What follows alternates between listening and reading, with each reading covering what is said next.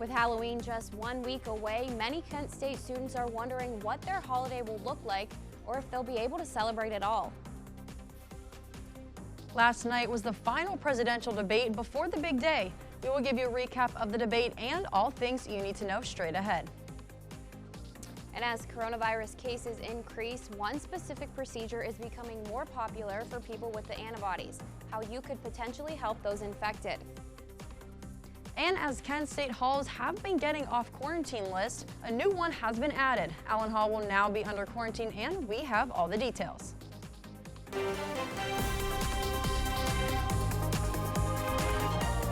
This is TV2 News.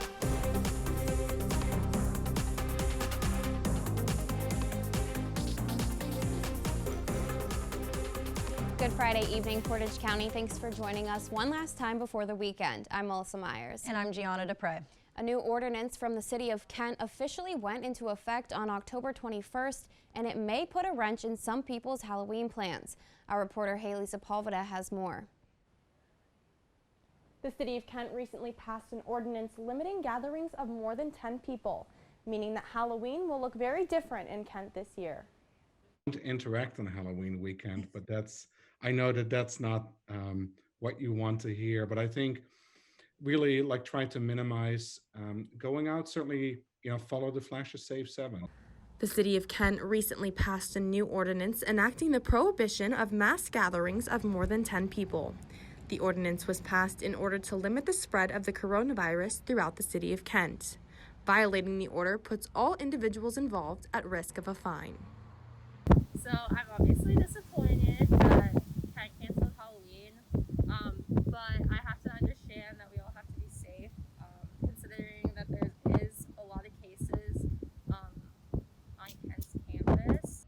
Kent State University administration urges out-of-towners not to visit for Halloween this year and reminds students to limit their gatherings to less than 10 people. Halloween is coming up. Don't go to Halloween parties. Don't go out in town, because you really want to go home safe for the holidays and think about your families and not infect.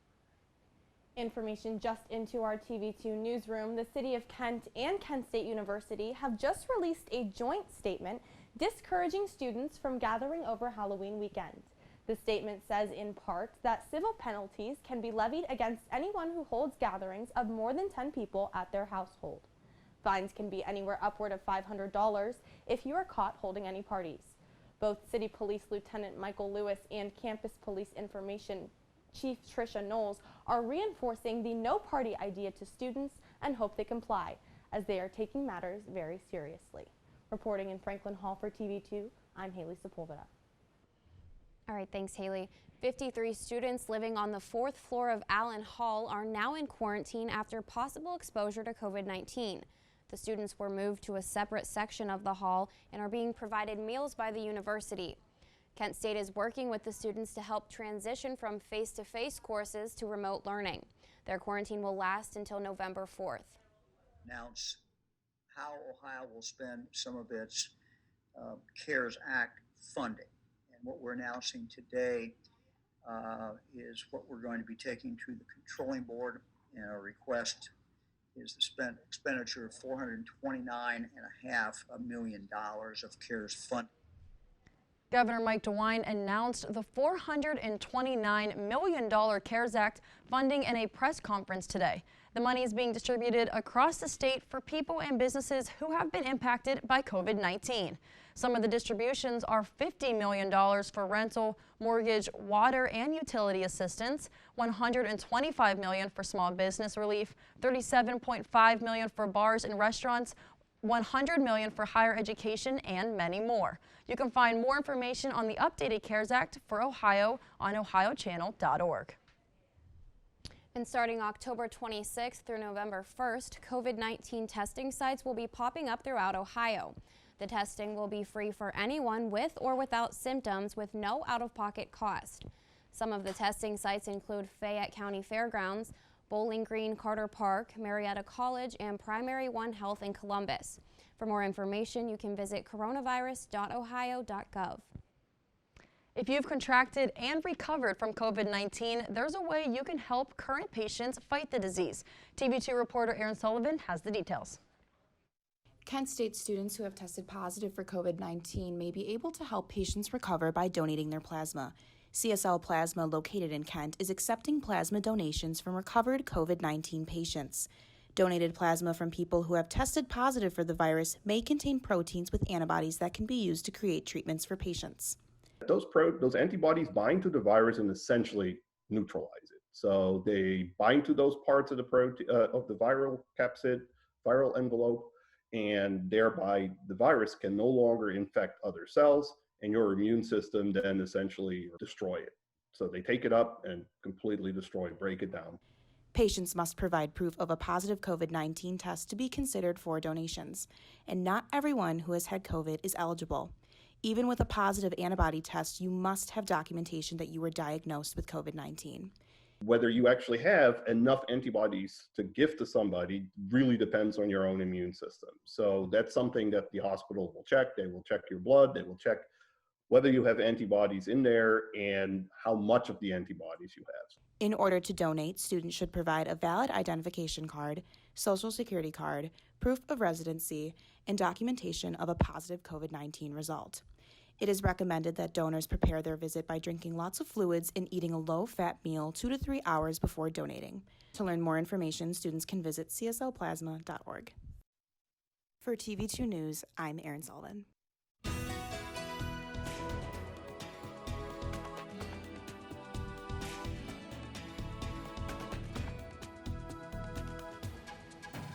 Good evening, Portage County, and welcome to your Friday evening weather report. Looking across northern Ohio right now, this pink right here, that's severe thunderstorm watches, and this golden color here, that's severe thunderstorm warnings. So we do have some severe weather rolling across the area right now that may even hit us later tonight. But right now, looking currently in Kent, we're nice at 76 degrees, partly cloudy. We did see the sun a little bit this morning, humidity at 66%, so it does feel like it's going to rain out there right now. We have some winds coming in from the southwest at 6 miles per hour. And then taking a look into later tonight, there is some chance for some showers from here on out. Then going into midnight, those temperatures are going to drop to around 63 degrees. The clouds are going to stick around. And then when it comes to 6 a.m., those temperatures are going to drop even more to 48 degrees and remain mostly chilly, 50 degrees throughout the next week or so. So this is a very big temperature drop of almost 30 degrees going from 6 p.m. to 6 a.m., only 12 hours ahead. And then looking here, this cold front's going to push all this rain through our area, then move this high pressure system in that's going to bring us those colder temperatures. As we can see, this is the map of temperatures for tomorrow morning. This kind of teal color right here, that's 40 degrees. And then going into Sunday morning, it's going to flatten out a little bit across the top of the United States. And this like kind of bluish, purplish, that is 30-degree temperatures. So we're going to be definitely seeing some colder temperatures this weekend and still to come. I'll let you know when the rain is going to happen. Still to come, a recap of last night's final presidential debate. Details on the issues and topics discussed by both candidates. Storms will possibly be impacting the region tonight. The chances of seeing rainy weather just ahead. We're 10 days away from the election, and supporters on both sides are showing their pride all over campus. We have more when we return.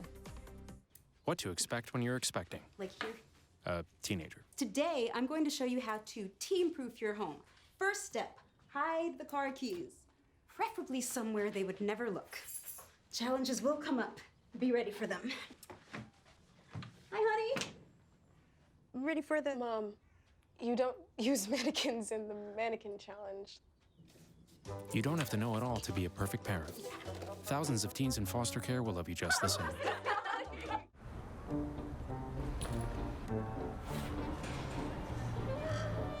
We might root for different teams,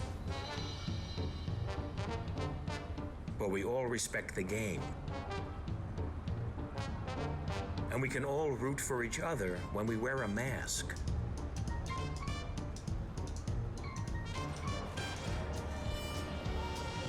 Mask up, America.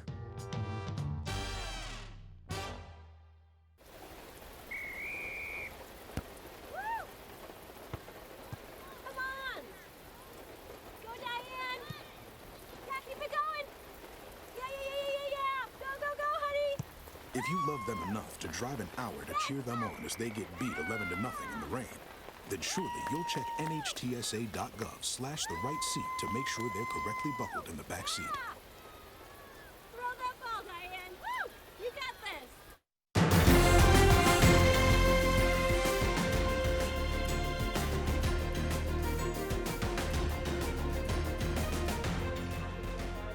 Bates staged together for a final time last night. And even though they offered starkly different takes on the economy, foreign policy, and especially the coronavirus pandemic, it was a far less chaotic affair than the first. Karen Kaifa has the recap and a look at what's ahead.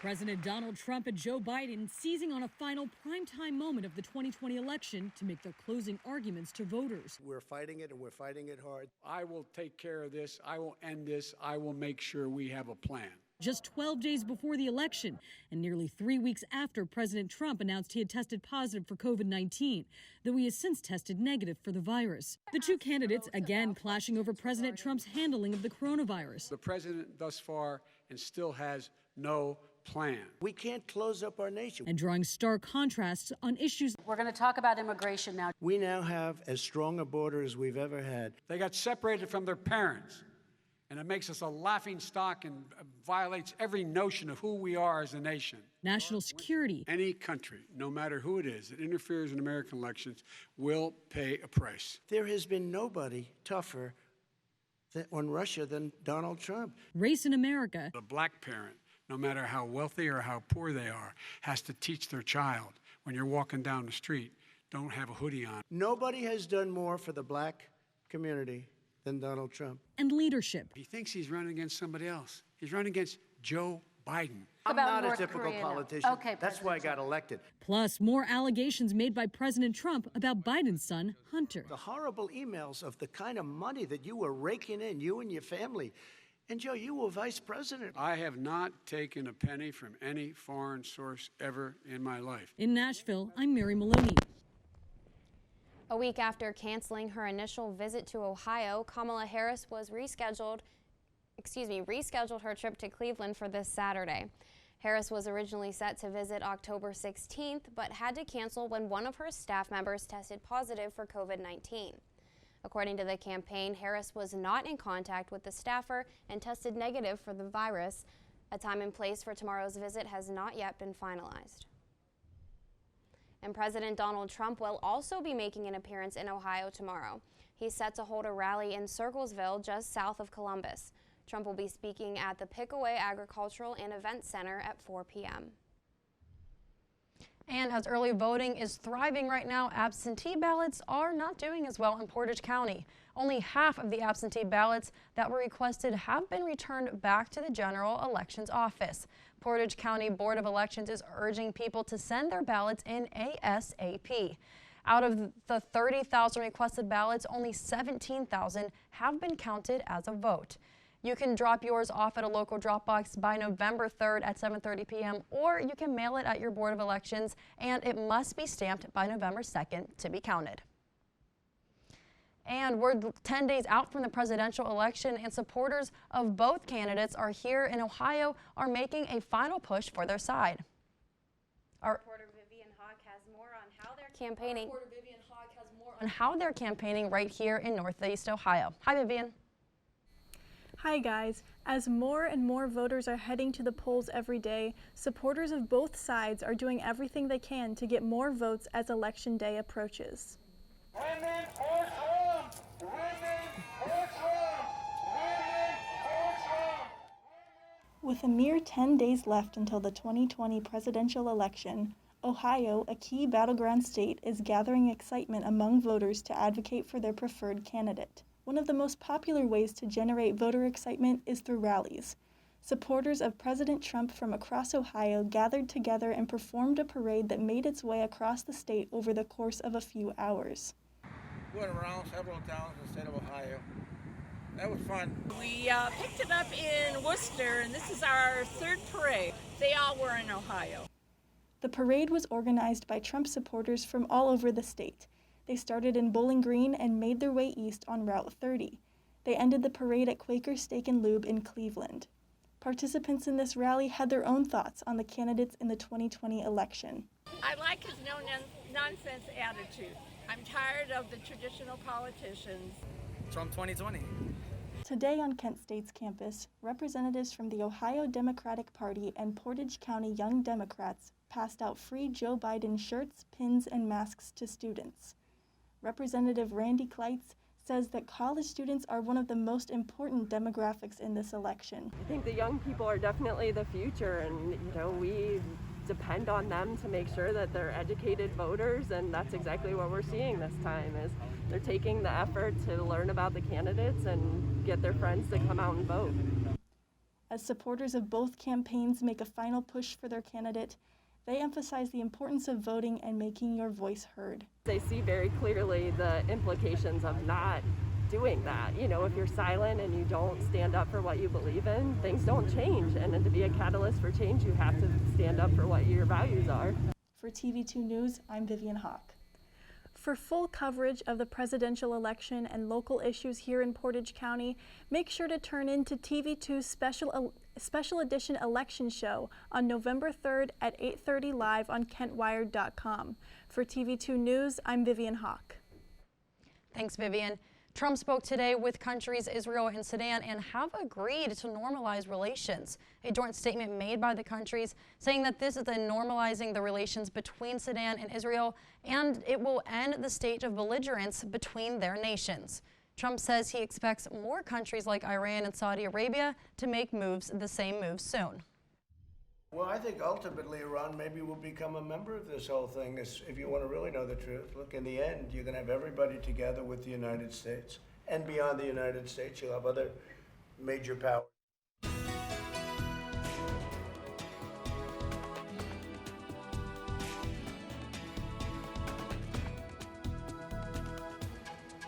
Welcome back to your Friday evening weather report. This is what the radar looks like around us tonight. We see some scattered showers and storms around our area that's going to be moving upwards towards us throughout the evening. We also have this large system off more into western Ohio. It's not going to touch us for right now, but these little storms are going to be what we're worried about right now for this evening.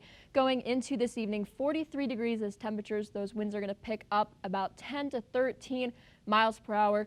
Thunderstorms popping up before 1 in the morning, and the chance for us actually seeing thunderstorms is around 80%, so there's a good chance that we will be seeing those storms tonight. Going into the weekend, a little bit calmer of a weekend tomorrow, partly cloudy, 49 degrees. Like I said, those temperatures are going to drop from the warm temperatures we have been seeing from the past couple days. Sunday, 54 degrees, mostly cloudy, and then the rain is going to come back. Monday, temperatures warming back up just a little bit to 56 degrees. Like I said, rain in the morning, remaining mostly cloudy throughout the day. And then going into next week, clouds again on Tuesday. Clouds throughout most of the week too. Those temperatures are going to be around 50s. Definitely some very Ohio fall weather we've got going on for the next week. Wednesday, rain possible then. And then going into the later half of the week, Thursday, Friday, plenty of clouds. Rain is possible, however, next Friday. Then next weekend, Saturday, your Halloween weekend. More clouds than sun on Saturday, but at least we don't think that we're going to be seeing that rain so far. Then on Sunday, some PM rain. And that's all I have for your weather report this Friday evening. Have a nice weekend, Portage County. Today, Kent State hosted a virtual Don't Hate debate, informing students on topics such as politics, civil discourse, and social polarization. TV2's Kyle Vasil has more on the event. As tensions rise, the current election, Kent State held a Don't Hate debate to discuss how students can vote and how can they humanize politics. Students had the opportunity to attend dozens of 15-minute breakout sessions to get educated ahead of the upcoming election. Topics included politics and social media, voting amid the pandemic, and rehumanizing politics. Speakers like the USG Director of Conventional Affairs, Ethan Lauer, encouraged students to focus on the humanity in politics. It's about realizing that each person is a thinking, breathing human being and is deserving of respect. Lauer said that especially in such a contentious election, it is important that voters should think in depth about issues instead of just looking at parties. This shouldn't be about party or ideology. There are real issues at Kent State that everyone experiences and that the population experiences as a whole, as human beings, that is more important than the numbers. And if you detach partisanship, you have a real opportunity to highlight. The event wrapped up at around 6:15 this evening. For TV2 News in Franklin Hall Studio, I'm Kyle Vasil. One runner is inspiring others to take action by including an important message in her marathon route, what she hopes to get across to others. Coming up, Matthew Mergen has a preview of what is happening tonight underneath those Friday night lights. Stick with us.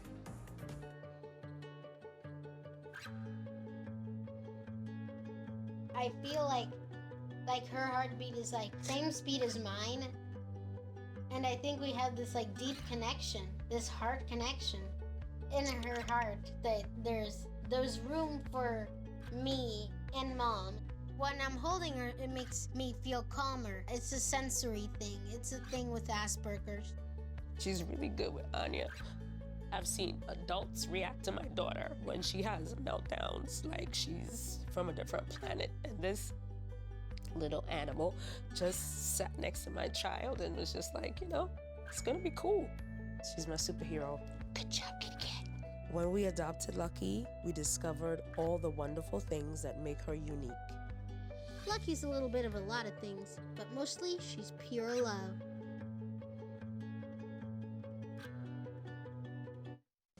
And now, your TV2 Sports Report.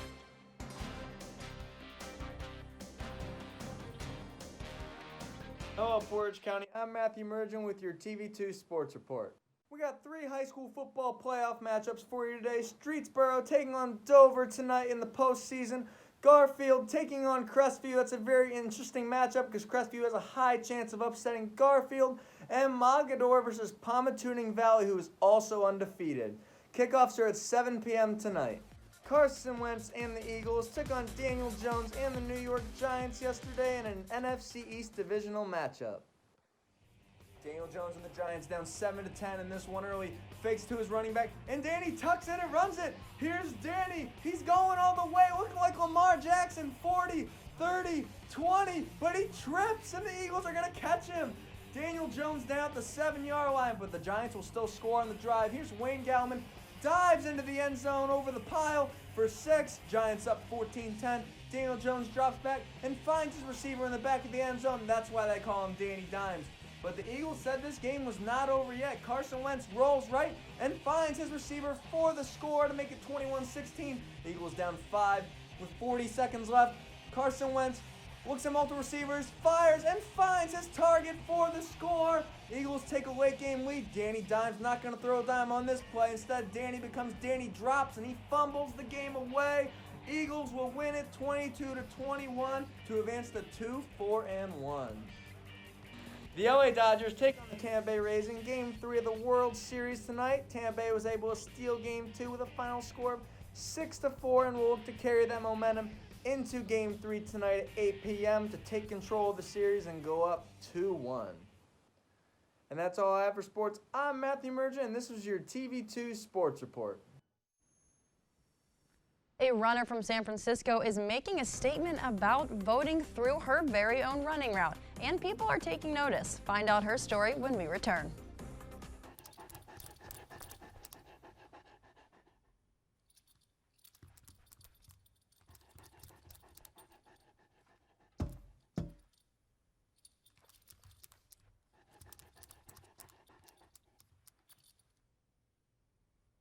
There's a shelter pet who wants to meet you.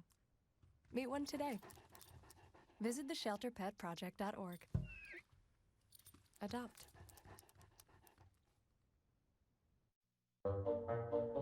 They call me Prince like I'm royalty or something. But the places I've lived ain't no palaces. So I don't need grilled salmon or a new scratching post. Just give me a cardboard box and a can of tuna and we're good. You can even change my name. I'm cool being the kitty formerly known as Prince.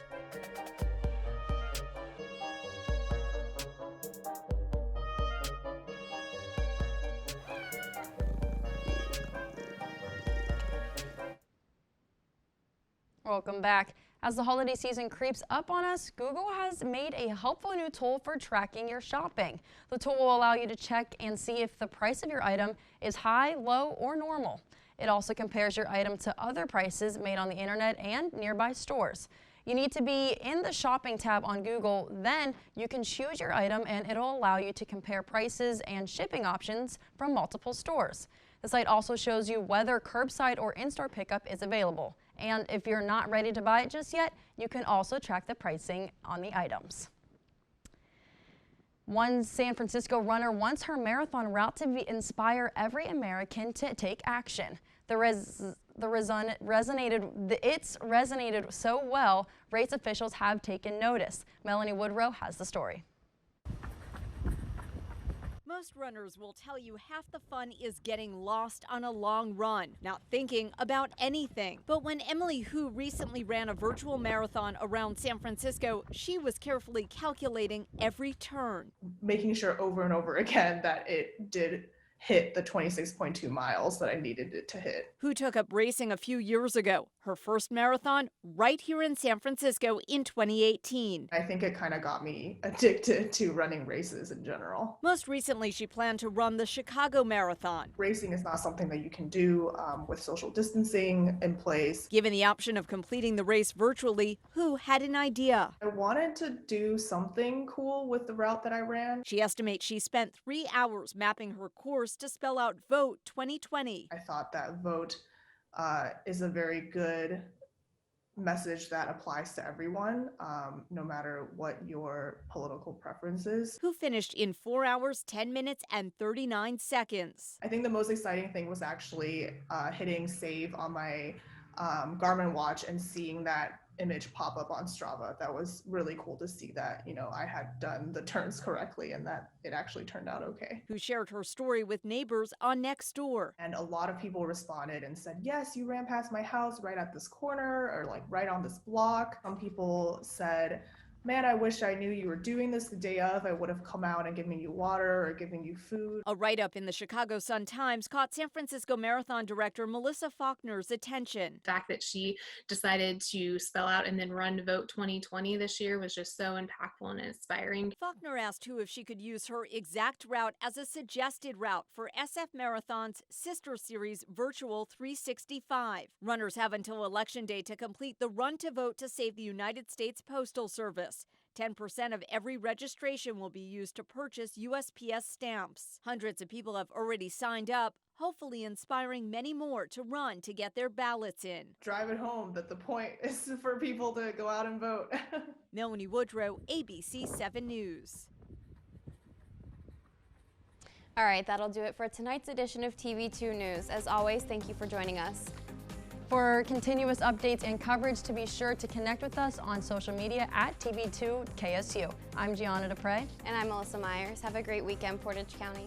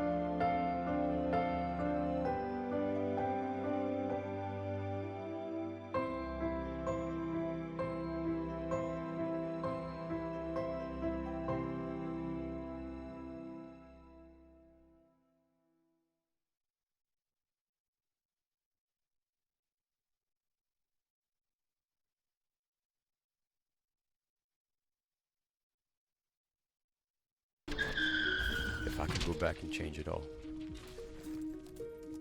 I would. I think I'm gonna miss you the most. I'm sorry. I'm so sorry. I'm so sorry. Maybe it's just the little moments. If I could go back and change it all. If I could go back, I would. But I can't.